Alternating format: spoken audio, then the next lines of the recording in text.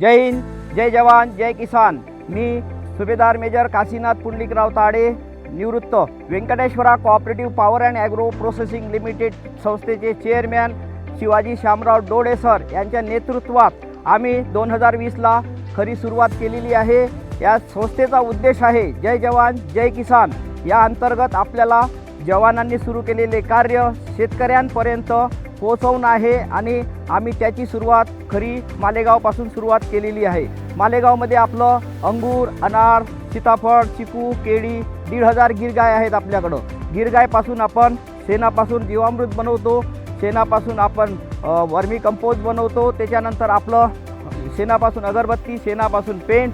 कर्नाटकमध्ये बेळगाव कल्लीवूड गावामध्ये आपला काजू प्रोसेसिंग प्लांट आहे। त्याचा मुख्य उद्देश हाच आहे की आपण शेतकऱ्यांचा कच्चा काजू आपण आपल्या शेतकऱ्यांकडून, शेतकरी बांधवांकडून आपण डायरेक्ट काजू विकत घेतो। तिथून काजू घेऊन त्यांना कृषी सेवा केंद्राच्या मार्फत खतं, बी बियाणं, औषध हे कमी किमतीला सप्लाय करतो।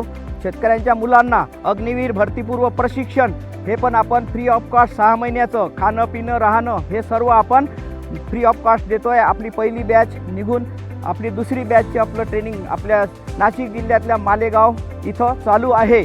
आणि यानंतर आपण पुणे जिल्ह्यातल्या इंदापूर येथे 47 एकर जमिनीवर आम्ही 5 महिने या जमिनीचं भूमिपूजन केलं होतं। आमचे शिवाजी शामराव डोळे आहेत यांच्या सानिध्यात आम्ही हे काम चालू केलेलं आहे। इथं 47 एकर जमीन आहे। आज 50% काम संपूर्ण कंप्लीट झालेलं आहे।